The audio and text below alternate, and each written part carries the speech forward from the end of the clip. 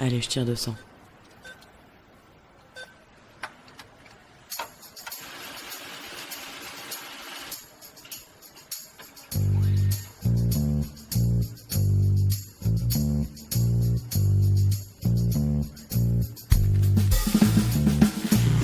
Fric, thune, Pognon, oseille, La moula. risby, Salaire. honoraire, Prime. pension de retraite, Livret A. héritage, Assurance vie. Impôt. Déduction. Investir. bitcoin, Crédit. intérêt, SCPI, plan d'épargne action. PER. Travailler, se marier, se paxer, ou vivre en union libre, fonder une famille, épargner, acheter un appartement ou une maison. Autant d'étapes de la vie, mais aussi trop souvent d'occasions de s'appauvrir, voire de se faire avoir pour les femmes mal informées. Mais il n'est jamais trop tard pour se poser les bonnes questions sur sa situation financière et sur son patrimoine actuel ou à venir.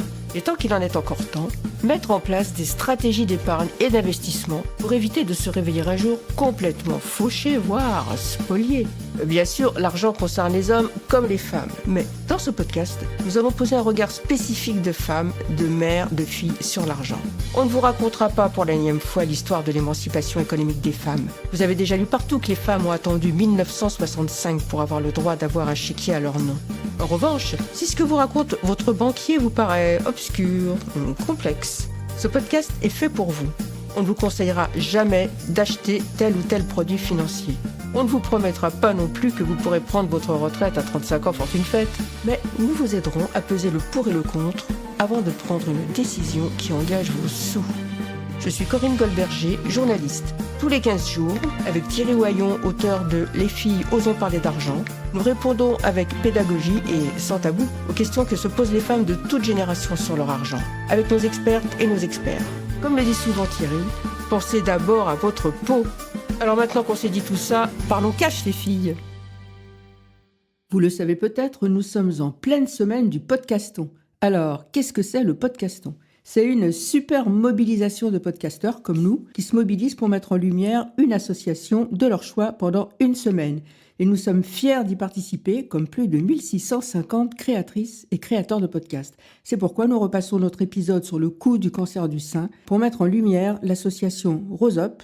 Et Rose Up informe, accompagne et défend les droits des femmes touchées par tout type de cancer partout en France. Et il y a bien sûr un site, roseup.fr.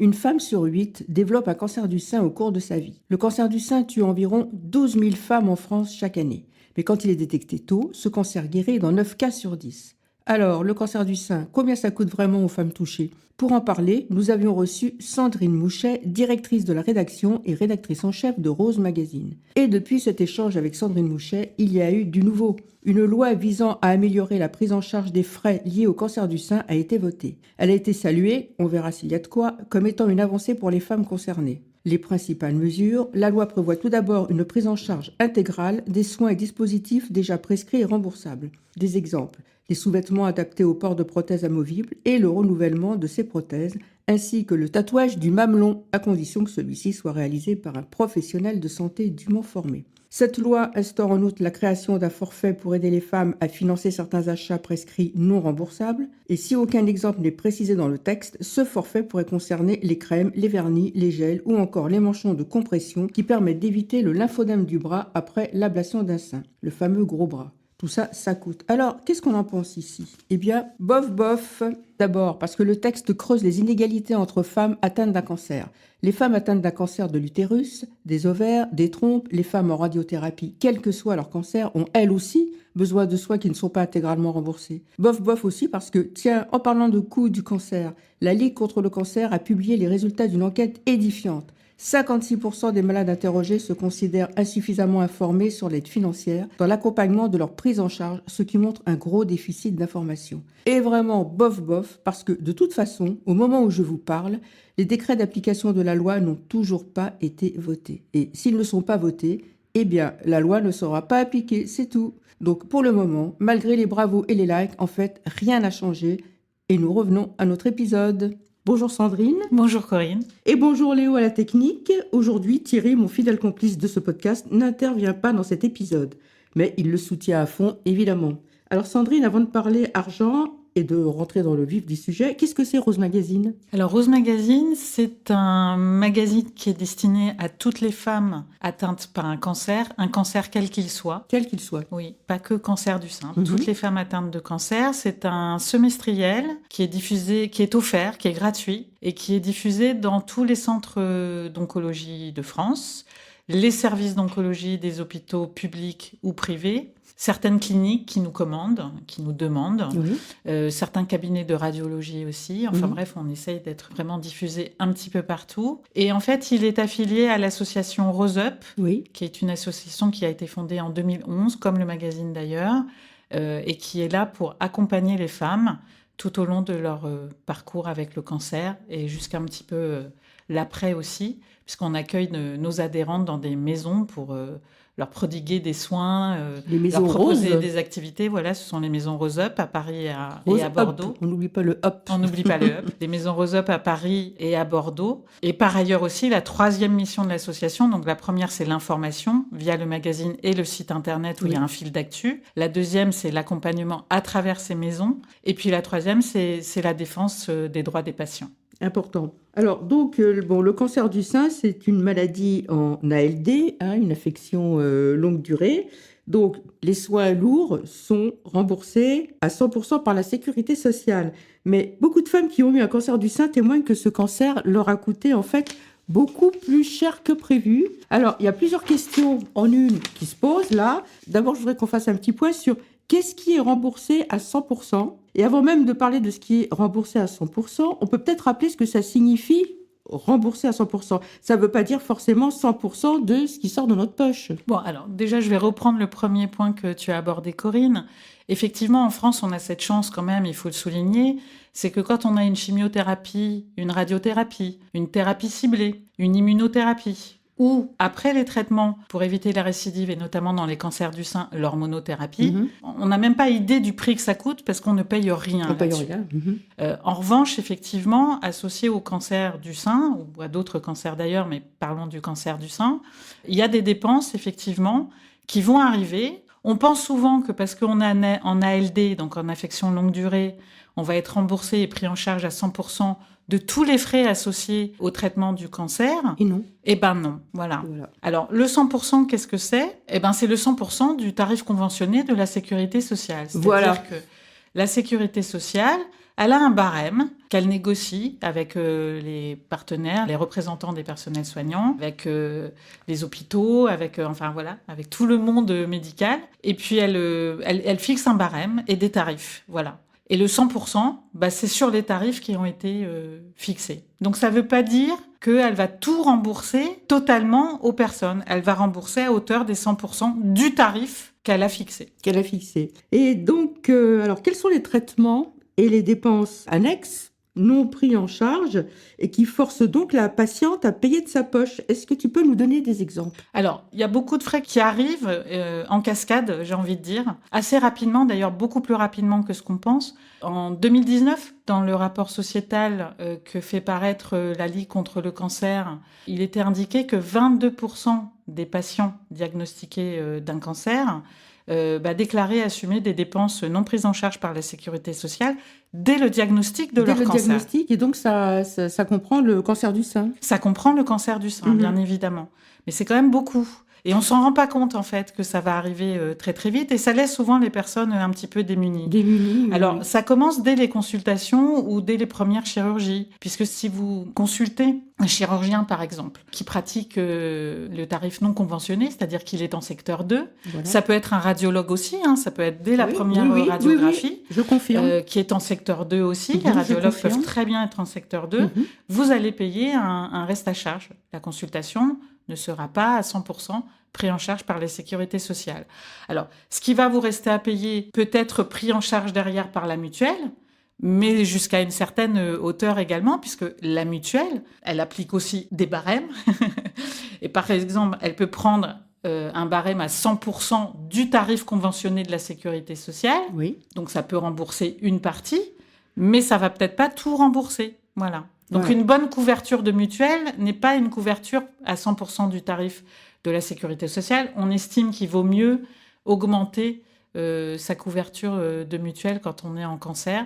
ce qui évidemment peut aussi occasionner une augmentation de Une la augmentation, cotisation bah oui, de c'est- la mutuelle. Je ne sais pas si ça peut aller du simple au double. Puis ça dépend aussi si c'est pris en charge par son employeur, à quelle hauteur. Enfin, il y a des... Alors, différences. l'employeur, oui, il y a des mutuelles de groupe. Des mutuelles de groupe. Effectivement. Ça, c'est à voir, en fait. Mais j'ai envie de dire, c'est compliqué. C'est-à-dire que on vit, et puis d'un seul coup, il vous arrive sur le coin de la tête un diagnostic de cancer que vous attendiez pas, que vous n'avez pas anticipé, bien évidemment. Qui Bien anticiperait évidemment. ça? Et quand ça vous arrive, c'est là où vous plongez vraiment, que vous regardez les petites notes de bas de page, tous les alinéas de votre contrat. C'est ça. Et c'est là où vous vous rendez C'est compte ça. que peut-être vous n'êtes pas bien outillé pour faire face à toutes ces dépenses. Donc, qui peuvent arriver dès le début, donc dès les premières radios, dès la première chirurgie, et puis qui vont derrière occasionner d'autres... ces cancers vont derrière occasionner d'autres dépenses. Donc, ça peut être des soins de support. Par exemple, certains traitements de cancer vont occasionner des douleurs. Donc, vous allez voir un acupuncteur, un sophrologue.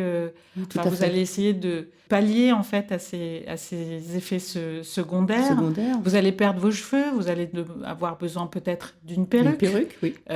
ou de mèches que vous allez mettre sous votre foulard pour faire en sorte que donner l'impression que vous avez encore vos cheveux et ça va vous permettre de vous sentir bien. J'ai vu d'ailleurs qu'il y avait des foulards spéciaux Exactement, voilà. qui ne sont pas remboursés, bien évidemment. Bien sûr, les foulards ne sont pas remboursés.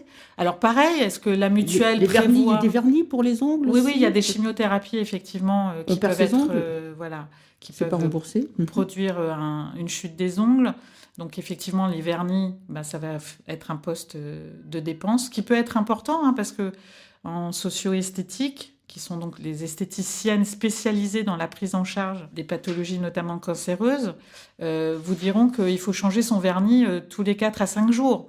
Donc, il faut le renouveler quand même assez régulièrement. Assez souvent, oui. Donc, ça peut faire un petit budget à la fin de l'année. Puis après, il y a les crèmes hydratantes, parce que les chimiothérapies peuvent déshydrater très, très fortement. On peut avoir une peau très atopique. Donc, on va vous conseiller d'hydrater. En radiothérapie, on va vous demander aussi d'être très précautionneux avec votre peau. Donc, vous allez aussi devoir avoir des dépenses, en fait, de cosmétiques quelque part. Et tout ça n'est pas remboursé par la sécurité sociale. On peut aussi parler de la santé sexuelle. La chimiothérapie, certains traitements comme l'hormonothérapie vont Bien occasionner sûr. des sécheresses vaginales. Voilà. Donc, tout ce qui est ovules, tout ce qui est lubrifiant, tout ce qui est crème hydratante pour soulager les sécheresses vaginales, C'est pas voire les remboursé. atrophies Les atrophies, vaginales, oui. avec des séances de laser Mona Lisa, dont on parle assez régulièrement. Tout ça n'est pas remboursé par la sécurité sociale aujourd'hui. Mhm. Voilà. Donc, tout ça reste des restes à charge qui peuvent être très importants. Pareil pour une mastectomie, vous êtes sorti des traitements... vous avez envie de retrouver un volume mammaire quand on vous a fait une mastectomie d'un côté ou des deux côtés. Qui elle est remboursée, mais Alors, les mastectomies sont remboursées, en tout cas sont prises en charge, mais là encore, l'acte du chirurgien, s'il est en secteur 2, pourra aussi occasionner un reste à charge. elle reste à Et dans charge. ces cas-là, dès qu'on a choisi son chirurgien, j'ai envie de dire, pour celles qui vont avoir le choix, parce que toutes n'auront pas le choix, il faut savoir s'il est en secteur 1 ou en secteur 2. Dès qu'on sait qu'il est en secteur 2, il faut demander un devis. Parce que sur le devis, tout sera mentionné et derrière, on peut réagir, on peut voir si sa Exactement. mutuelle peut prendre en charge. Si sa mutuelle ne prend pas en charge, qu'est-ce qu'on peut faire ? Peut-être demander ou peut-être prendre une surcomplémentaire pour faire face oui, bien sûr. au reste à charge. Ça, Donc, il y a des choses à mettre en place après Ça fait monter derrière. le prix de sa mutuelle. Toujours pareil, ça fait toujours monter le prix de la cotisation, mais grosso modo, on peut s'en tirer beaucoup mieux, même avec une surcomplémentaire. Dans le dernier numéro de Rose Magazine, qui paraît en octobre Oui. 2024, on a Caroline, qui a été diagnostiquée d'un cancer du sein en 2022, et elle a accepté, en fait, pour nous, de faire l'addition, si je puis dire, de l'ensemble de ses frais occasionnés par son cancer. Donc, qui est vraiment depuis sorti la de sa première poche. prise en charge, Depuis le jusqu'à début. la 3e reconstruction mammaire dont elle a bénéficié, puisque sa reconstruction mammaire s'est faite en 3 étapes. Et pour faire face à cette reconstruction, elle s'est rendue compte que sa mutuelle lui rembourserait pas tellement, puisque son chirurgien était en secteur 2. Donc, il lui a fait un devis. Elle savait exactement ce que ça allait lui coûter. Du coup, elle a pris une surcomplémentaire. Et résultat des courses, sur les 8 000 ou 9 000 euros au total, pour les 3 reconstructions qu'elle a subies, de sa poche, finalement, grâce à cette surcomplémentaire, et malgré le surplus de cotisation, Oui. les opérations de reconstruction mammaire ne lui ont coûté que 500 euros. Ça vaut vraiment le coup, hein. Oui. Ça vaut vraiment le coup. Et entre parenthèses, j'en profite pour dire quelque chose que je répète souvent, c'est ayez de l'épargne de précaution. On ne sait jamais. On ne sait jamais ce qui peut se passer. Ça ne prévient pas, ça vous arrive sur le coin de la tête. Je voulais qu'on parle des tétons aussi. Même les tétons ne sont pas la reconstruction du téton, le tatouage. Le tatouage de Voilà. l'aréole Là mammaire. aussi. Ouais. Là aussi, il y a des surcoûts auxquels on ne pense pas forcément. Oui, pour le tatouage. Alors, il y a plusieurs techniques de reconstruction du mamelon et du téton. Il peut y avoir la technique chirurgicale. Donc ça, normalement, c'est pris en charge par la sécurité sociale quand on est dans un établissement public ou Oui. quand son chirurgien ne fait pas de dépassement d'honoraires. Pareil, la dermopigmentation, qui est un tatouage qui peut être fait en milieu hospitalier, soit au moment même de la reconstruction, quand on a une reconstruction immédiate, par exemple, on peut très bien, dans la foulée, avoir le médecin ou une infirmière formée à la dermopigmentation qui vient en fait parfaire cette reconstruction immédiate. Ça, quand c'est pris en charge à l'hôpital, normalement, on ne paye pas. En revanche, on peut très bien aller en cabinet. Il y a des cabinets de dermopigmentation qui existent en ville, oui. spécialisés. Et dans ces cas-là, oui, il y a des restes à charge qui peuvent aller autour de 150, 180 euros. Voilà. Et on comprend pourquoi les additions montent vite. Oui, les additions montent vite, mais c'est pareil. Pour cacher ces cicatrices qui parfois peuvent être assez mal placées, visibles, etc., il y a beaucoup de femmes après un cancer du sein, notamment celles qui ne vont pas choisir, par exemple, la reconstruction mammaire, Oui. qui est quand même la majorité des femmes. La majorité des femmes ne choisissent pas. Ne choisissent pas. C'est pas la toujours un reconstruction. choix, mais en tous les cas, elles décident, disons, de ne pas faire de reconstruction mammaire, pour différentes raisons. Mais par contre, elles vont se dire, je vais quand même habiller cette partie-là Avec des fleurs, avec un tatouage artistique. Il y a des choses très Voilà. jolies qui se sont font. faites, Oui. exactement. Moi, j'ai une amie d'enfance qui l'a fait. Et c'est vraiment super C'est joli. super joli. Mais évidemment, tout ça, c'est de sa poche. Bien Et sûr. suivant ce qu'on fait comme tatouage, le prix il peut être de 250, 300 euros, monter jusqu'à 1000 euros. Ça Voilà. dépend du dessin Encore et de la quelque chose- complexité. Voilà, encore quelque chose qui n'était pas prévu et je ne le répéterai jamais assez, ayez de l'épargne de précaution. Et puisqu'on parle justement de dépassement d'honoraires et de secteur 2, je voudrais qu'on parle un petit peu de celles à qui, par exemple, on diagnostique un cancer déjà avancé et qui habitent dans un désert médical et donc qui ne peuvent pas se permettre donc des délais trop importants entre le diagnostic et l'opération parce que les chirurgiens en secteur 1, ils sont pris d'assaut, surtout dans un désert médical. Et donc, ces femmes-là peuvent être poussées à aller dans le secteur 2 avec des dépassements d'honoraires très importants. Je pensais notamment aux agricultrices, par exemple, à celles qui habitent loin d'un grand centre hospitalier. Et je te pose la question, est-ce qu'on est face à une médecine à deux vitesses ? Moi, j'ai un peu l'impression qu'on s'oriente vraiment vers ça. Et c'est assez préoccupant, d'ailleurs. Parce qu'effectivement, les déserts médicaux, ils existent. On a quand même l'impression qu'ils ont un peu tendance à s'étendre aussi. Et effectivement, quand on va chercher en plus, il y a des spécialités où il y a des pénuries presque de praticiens aujourd'hui, du fait du manque de formation, du fameux numerus clausus, même s'il a été levé aujourd'hui. Il faut quand même le temps de former ces spécialistes. Les spécialistes, bien sûr. Et ça prend pas 5 minutes. Donc, du coup, le temps que ces déserts médicaux soient comblés avec l'arrivée d'une nouvelle génération de spécialistes, entre-temps, il y a des femmes qui vont avoir un cancer du sein et qu'il va falloir prendre en charge et soigner. Et probablement, le médecin le plus proche, elles vont pas forcément pouvoir le choisir et il sera en secteur 2. Voilà. Mais c'est celui qui va leur permettre de pouvoir traiter leur cancer. Rapidement, voilà. Charmant, mais rapidement. Donc du coup, oui, bien sûr qu'on s'oriente un petit peu vers ça. Il y a ça qui est assez préoccupant. L'autre chose qui est assez préoccupante, c'est aussi les déremboursements que petit à petit la sécurité sociale fait sur certains frais. Oui. Donc par exemple, aujourd'hui, vous achetez une boîte de médicaments à votre charge, non remboursée, non pris par la mutuelle, vous payez un forfait de 1 € sur chaque boîte de médicaments. Vous consultez un médecin, vous avez un forfait de 2 € sur chaque consultation. Ça peut paraître des petites sommes, mais quand on est au SMIC, quand on est une mère isolée, ça compte dans le budget. Ça compte dans le budget, de 2 €, bien sûr. 2 €. Ouais. Et puis il y a le forfait hospitalier, c'est quand même 20 € aussi. Voilà. La chambre particulière, par exemple. Voilà. Bon, ça, après, il y a des mutuelles qui prennent en charge. Enfin, Ouais. faut vraiment regarder ces contrats parce qu'il y a vraiment des choses qui peuvent être faites. Mais en tous les cas, vous avez des forfaits aujourd'hui et des franchises qui font que ça vient augmenter aussi petit à petit la facture. Mhm. Même au niveau des brassières, des soutiens-gorge post-mastectomie aussi. Oui, c'est ça. Oui, Ça, oui. c'est pas. Il y a un reste à charge de Oui, 60 € en moyenne, j'ai vu. Oui, il y a un reste à charge. Oui. Mais tout simplement, par exemple, vous êtes à l'hôpital, on vient de vous faire cette mastectomie ou même une tumorectomie. L'infirmière va vous dire c'est préférable de porter, le temps de la cicatrisation, une lingerie 100% coton et sans armature. Ah, je peux témoigner.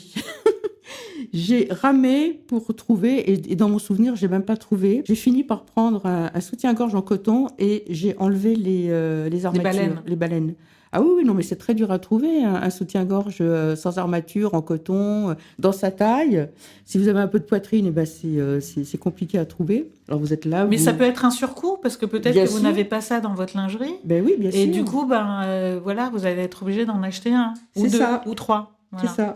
Alors, Et puis il y a aussi, alors on n'a pas parlé d'un autre accessoire qui peut être aussi utile, parce qu'il y a beaucoup de femmes qui, pendant leur traitement de cancer, vont conserver une activité physique, par Oui. exemple. Activité physique adaptée, pas pris en charge par la sécurité sociale, sauf si vous avez la chance. Mais là encore, on parlait de l'inégalité, tout à l'heure, on l'a un petit peu évoqué. Il y a quand même aussi une inégalité d'accès à certains, à certaines facilités pour pouvoir mieux vivre son cancer. Il y a des établissements de soins qui ont intégré des équipements sportifs, des coachs formés à ce qu'on appelle l'APA, l'activité physique adaptée. Donc, si vous allez faire des séances de sport dans ces établissements, c'est pris en charge. Oui. Vous ne payez rien. Mais la plupart des femmes, qu'est-ce qu'elles font ? Elles font de l'activité physique adaptée, elles prêtent une cotisation dans une association, c'est le cas à Rose Up par Oui. exemple, dans les maisons Bordeaux et Paris. Les adhérentes payent 30 € l'année. Elles ont accès à tout un tas d'ateliers qui vont les aider, dont des ateliers de sport adaptés, du yoga, de l'aviron, de la marche nordique. Enfin, J'ai vu du tai chi chuan à du Tenon. tai chi, il y a énormément de choses, il y a de la barre au sol, enfin voilà. Le sport adapté est recommandé pour mieux vivre les traitements, il est aussi recommandé et fortement recommandé pour prévenir la récidive du cancer. Bien sûr. Tout ça, ça peut aussi vous coûter de l'argent Bien en sûr. plus, voilà. Alors que c'est utile pour vous, c'est C'est pas important, uniquement bien sûr. du loisir. Et même si c'était que du loisir, j'ai envie de vous dire, heureusement qu'il y a des activités qui vous sortent un peu de la maladie et qui vous permettent de socialiser, parce que le cancer est quand même très Ça isolant. isole, bien sûr. J'ai vu qu'il y avait un forfait de 180 € qui permet de financer justement des bilans diététiques fonctionnels, des consultations psychologiques ou des consultations de retour à l'emploi. Donc un forfait de 180 €. C'est pas un peu léger ou pas? Alors, le fameux panier de support, comme on l'appelle, Ah, ça s'appelle un panier ça de support. s'appelle le Je ne panier savais de pas. support. Il est effectivement fixé à 180 €. Alors, c'est pareil, dans le panier de support, donc vous avez tout ce que vous avez indiqué. Mais quand vous faites une consultation de psy ou de diététicienne à 50 €, les 180 € qui sont alloués, ils vont vite s'amenuiser et disparaître. Voilà. Parce que derrière, vous allez peut-être avoir besoin d'une diététicienne, de sport adapté. Bref, il y a tout un tas de choses qui font que des consultations de diététicienne en ville à 50 € ou de psy à 50 €, faut déjà les trouver. Oui. Voilà. Donc, c'est pas à la portée de tout le monde. Donc, vous allez peut-être avoir un petit panier de support pendant peut-être 1 ou 2 séances, voire 3. Ça sera grand maximum. Alors que le cancer, il est toujours là. Il vous occasionne toujours des problèmes et parfois de longue durée. Parce que le cancer, il s'arrête pas à la fin des traitements lourds. Le cancer, il peut perdurer avec des problèmes cognitifs, avec des douleurs neuropathiques, ou alors des adhérences dues à la chirurgie qui font que vous allez avoir une mobilité un peu réduite et il va Des falloir problèmes du temps. liés aussi à la radiothérapie, Bien sûr, des la essoufflements, radiothérapie, des choses comme bien ça. sûr. Mhm. La fatigue, 50% des patients, 5 ans après la fin des traitements, déclarent être encore extrêmement Extrêmement fatigués. fatigué. Mhm. Donc, il y a tout un tas de soins de support qui pourraient permettre en fait de De mieux traverser vivre. et de mieux vivre. C'est pas pris en charge. Oui. 180 €, c'est ridicule. C'est rien. Voilà. C'est rien. Alors, il y a un médecin à Nîmes, qui est un gynécologue, un onco-gynécologue, qui s'appelle le professeur Pierre Marès, qui milite depuis des années pour que le soin de support passe à 1 000 €. 1 000 €, déjà, on commence à parler sérieusement, je trouve. Oui. Et vous pensez que ça a une petite chance d'aboutir, cette Je ne sais pas, proposition? mais rien n'interdit de militer pour ça. leur paraît malheureusement en restriction. en ce moment. C'est sûr que là, la future loi de financement de la sécurité Voilà. sociale va falloir la C'est un peu surveiller ça que je pensais. Mhm. d'un œil extrêmement attentif. C'est ça. Donc, on a une idée du reste à charge en moyenne pour une femme opérée d'un cancer du sein. Alors, en moyenne, moyenne on est autour de 1 000 euros, 1 200 euros. Alors, pour la troisième fois, ayez de l'épargne de précaution, les filles. Mais après, ça varie. Par exemple, là, j'ai retrouvé des cas de femmes qui avaient témoigné dans Rose Magazine, donc une en 2017. Donc, elle avait calculé que son reste à charge était de 3 500 euros. Ah oui, là, ça monte. Et puis, donc, Caroline, dans le dernier numéro, 5 200 euros. 5 200 euros, voilà. En 2 Quatrième- ans de traitement. Quatrième fois, je crois, ayez de l'épargne de précaution. Ce n'est pas que pour remplacer le lave-linge qui tombe en panne. Alors, donc, le poids de ces restes à charge est d'autant plus élevé que le cancer précarise parce que les revenus diminuent. Donc, est-ce que tu as des exemples qui t'ont marqué de femmes qui se sont retrouvées financièrement précarisées Alors, moi, j'ai vu une étude qui montrait que la moitié des femmes atteintes du seul cancer du sein sont en arrêt de travail pendant 15 mois en moyenne et touchent ainsi moins de la moitié de leur salaire. Alors, Qu'est-ce que tu en penses ? effectivement, quand on est en arrêt de travail, alors, on peut choisir d'être en arrêt de travail assez court. Par exemple, moi, à titre personnel, au début de mon traitement de chimiothérapie, je suis restée au travail. J'avais un traitement pour 6 mois. Et les 3 derniers mois, j'étais vraiment fatiguée. Et là, je me suis mis en arrêt maladie. Mais je ne suis restée en arrêt maladie que 3 mois sur à peu près 13 mois de soins au total. Voilà. Ça a été mon choix. Il y a d'autres femmes pour qui ça va être beaucoup plus compliqué. Bon, j'étais jeune aussi, j'avais 36 ans, je pense que là, j'y fais aussi. Mais il y a d'autres femmes pour qui la situation et le vécu du cancer va être beaucoup plus compliqué, beaucoup plus difficile. Oui. Elles vont devoir s'arrêter plus longtemps. Et c'est normal. Enfin, il n'y a aucun jugement par rapport à ça. Chacun fait comme il peut face à la maladie. Donc, c'est vrai que quand on se met en arrêt maladie long, on va tomber sous le régime des indemnités journalières. Oui. Alors là, il y a plusieurs cas de figure. Si vous êtes une salariée, Voilà, je suis salariée, je suis en CDI. Qu'est-ce qui vous se êtes en passe ? CDI, peut-être que votre société a les moyens et va pouvoir en fait continuer à vous verser votre salaire habituel pendant tout votre arrêt maladie. Et dans ces cas-là, Il y a- aucune perte de Il n'y a salaire, pas de perte de rien salaire, du il n'y a tout. pas de Voilà. précarisation. Peut-être que vous êtes dans une petite entreprise qui n'aura PME, pas les moyens, mhm. voilà. Une start-up. Donc, vous allez vous mettre en arrêt de travail. Et là, effectivement, vous allez passer en indemnité journalière. Et en fait, les indemnités journalières sont évidemment calculées sur votre salaire. Alors, déjà, il faut savoir que les indemnités journalières, quasiment aujourd'hui, tout le monde en bénéficie. Vous êtes salarié, vous vous mettez en arrêt de travail, vous touchez des indemnités journalières. Vous êtes indépendante, commerçante, artisane, profession libérale, saisonnière, vous touchez des indemnités journalières. Elles sont donc calculées sur vos revenus. Alors, suivant certains barèmes, certaines limites, certaines conditions, mais vous allez toucher des indemnités journalières. Vous êtes agricultrice depuis 2014. Ce n'était pas le cas avant 2014, Oui. mais depuis 10 ans, les agricultrices peuvent toucher des indemnités journalières. Voilà. Alors, ça va pas très loin. Grosso modo, vous allez toucher au maximum 52 euros et des poussières par jour. Pour les agricultrices, c'est autour de 28 euros par jour. Mhm. Donc, ça fait pas beaucoup Ça fait pas à la beaucoup, fin du oui. mois. Mm. Donc, c'est vrai qu'il y a une baisse de revenus. Pour les indépendants, il y a une baisse d'activité qui est souvent liée aussi à Mais leur oui. cancer. Baisse d'activité, baisse du chiffre d'affaires. C'est pour ça que beaucoup ne s'arrêtent pas, en fait. C'est pour ça que beaucoup ne s'arrêtent pas. Pareil pour les agricultrices. Oui. Beaucoup ne s'arrêtent pas non plus. Je pense en particulier aux freelances, aux auto-entrepreneuses qui, je le sais, sont nombreuses à nous écouter. Alors, c'est pareil, elles peuvent toucher des indemnités journalières. Les chômeuses peuvent toucher des indemnités journalières. C'est peu, mais c'est déjà quelque chose. Les seules personnes qui ne touchent pas d'indemnités journalières sont les personnes qui n'ont pas de salaire ou de revenus, c'est-à-dire les personnes au RSA. Oui. Les personnes au RSA ne toucheront pas d'indemnités journalières. Mais toutes les autres catégories socio-professionnelles peuvent toucher des indemnités journalières. Je le souligne parce que souvent, quand on est indépendant, on pense qu'on a droit à rien. Donc, du coup, on ne fait pas d'arrêt de travail.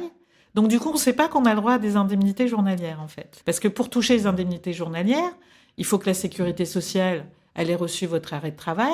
Et à partir de là, elle va mettre en route le système. Donc, il faut vraiment s'arrêter de travailler, déposer son arrêt de travail, Et puis, à partir de là, s'enclenche le processus Voilà. des Même si on est journalières. profession libérale, Oui. il faut le savoir. Les fonctionnaires aussi touchent... Les fonctionnaires. Alors, pour les fonctionnaires, c'est un peu différent. Il y a 2 cas de figure pour autant que je sache. Pour un arrêt de 3 mois, pas plus de 3 mois, je crois qu'ils continuent à percevoir la totalité de leur traitement. De 3 mois à 12, jusqu'au 12e mois, je crois que c'est à peu près 60% de leur traitement. Après, ils peuvent avoir un congé longue maladie sur 3 ans. Et là, je crois que la première année, ils continuent de percevoir la totalité de leur traitement. Et les 2 dernières années, c'est 50% de leur traitement, me semble-t-il. Et une fois que, pour celles qui seront en arrêt maladie long, cet arrêt maladie il peut être reconduit, bien évidemment, jusqu'à 3 ans. Jusqu'à 3 ans. Voilà. Qu'est-ce qui se passe après 3 ans? Alors, après 3 ans, la CPAM vous place en invalidité. Donc, vous allez percevoir une pension d'invalidité. Cette pension d'invalidité, bon, évidemment, c'est pas comparé à un revenu, Oui. c'est pas grand-chose. Donc, on peut l'accumuler avec un revenu d'une activité professionnelle. C'est cumulable jusqu'à un certain plafond. Mais tout ça est indiqué, il faut vraiment lire le site Amélie, Oui. parce que la Sécurité sociale a quand même mis en place des éléments d'information qui peuvent être Tout hyper est là. importants. On commence par Amélie Voilà. pour aller chercher des réponses. Les premières informations, Les en tous les premières cas. informations. Ouais. Alors, quand on est en ALD, il n'y a pas de journée de carence. Il n'y a pas les 3 jours de carence. Ah oui. Une fois que l'ALD a été prise en compte, une fois qu'on est en arrêt de travail, c'est rétroactif après. Les indemnités journalières, elles commencent au premier jour de l'arrêt du travail. Voilà. D'accord. Autre chose aussi à signaler, les indemnités journalières ne sont pas imposables. C'est déjà quelque chose. Ah, ça, c'est quelque chose, oui. Et si on souscrivait une assurance de prévoyance individuelle contre les accidents de la vie, qu'est-ce que tu en penses? Moi, je pense que franchement, tout le monde, mais vraiment tout le monde, devrait souscrire une prévoyance. On ne sait jamais de quoi la vie sera faite. Ça peut être un cancer, ça peut être un accident, ça peut être... Et quand on voit les difficultés que ça peut occasionner très vite, très rapidement, cotiser à une prévoyance tous les mois, c'est quand même très sage. Et quand la tuile vous arrive sur la tête, Sur le coin de la ça tête. peut vraiment vous sauver la vie. Moi, j'ai le souvenir d'un témoignage dans Rose Magazine, d'ailleurs, d'une infirmière qui venait d'ouvrir son cabinet en libéral. Je crois qu'on est au début des années 2010. Et ses amis lui avaient dit, mais prends une prévoyance, souscris une prévoyance.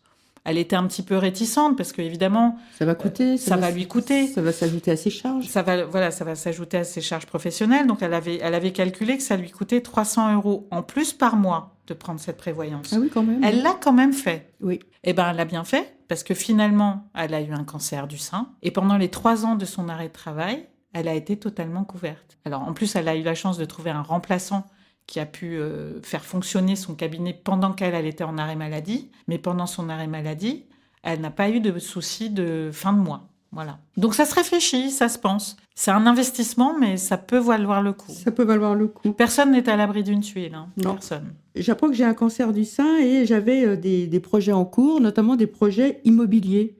Donc, si j'ai un cancer du sein, est-ce que je peux tout de même acheter un appart ou une maison sans faire fuir les banques et les assureurs? Comment ça se passe? Alors, Rosop a été une des associations qui a été vraiment pionnière sur l'accès à l'emprunt pour les personnes atteintes de cancer. On a milité, on a d'abord obtenu, parce qu'il faut savoir que quand même, pendant toute une période, à partir du moment où vous aviez un cancer, jusqu'à la fin de votre vie, vous ne pouviez faire aucun emprunt. C'était terminé. Alors ça, c'est vraiment Voilà. la double peine, là. On a quand même obtenu, au début des années 2010, qu'il y ait un droit à l'oubli qui a été fixé dans un premier temps, je crois, à 20 ans, Oui. et dans un deuxième temps à 10 ans. À 10 ans. Et là, récemment, ça remonte à il y a 3 ans, je crois, 2-3 ans, on a obtenu que ce droit à l'oubli soit abaissé à 5 ans. C'est-à-dire que 5 ans après la fin de ces traitements, on peut souscrire Voilà, on peut devenir emprunteur. On n'a pas eu de récidive pendant 5 ans. Et en même temps que ce droit à l'oubli à 5 ans a été acté, la possibilité, même pour les personnes qui sont en traitement, de pouvoir souscrire des emprunts pour une personne seule jusqu'à 200 000 €, pour un couple jusqu'à 400 000 €, sans avoir à remplir de questionnaire médical. Donc il y a quand même la possibilité de faire un emprunt, même en étant malade, sans avoir à remplir un questionnaire médical, à condition d'emprunter ou jusqu'à 200 000 € pour une personne seule et jusqu'à 400 000 € pour un couple. Donc si on est une célibataire qui achète toute seule, et à Paris par exemple, ça va être compliqué parce que 200 000 euros, on y arrive vite pour un crédit C'est clair. dans une grande ville. C'est clair.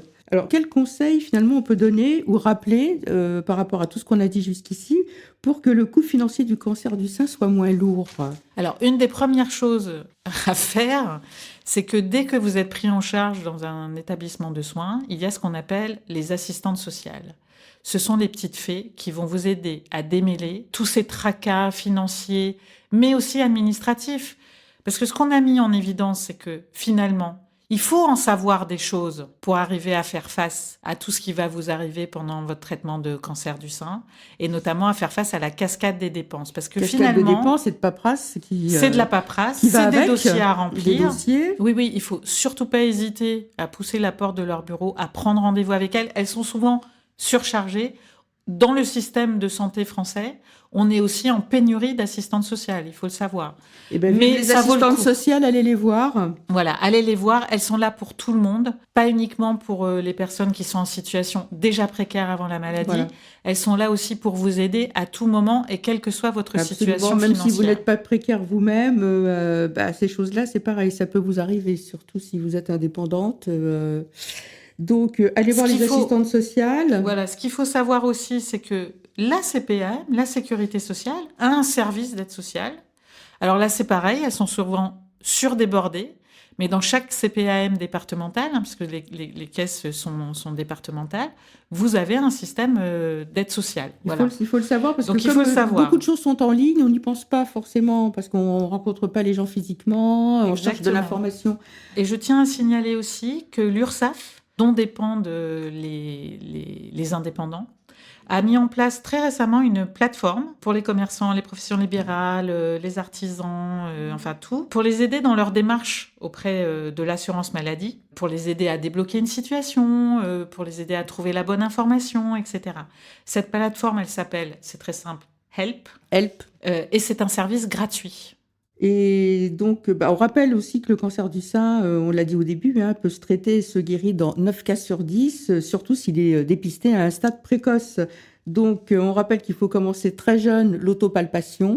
Montrez vos seins à votre gynéco. En général, il demande à les palper, mais si elle ou il n'y pensait pas, demandez la palpation et à partir de 50 ans, faites une mammo tous les 2 ans. Tu ne me contrediras pas. Non, et puis d'autant plus qu'à partir de 50 ans, vous allez recevoir un courrier de la Sécurité sociale Bien sûr. pour vous inviter à faire le dépistage organisé. Donc n'hésitez pas, c'est gratuit. C'est gratuit. Et c'est la fin de cet épisode sur le vrai coût du cancer du sein.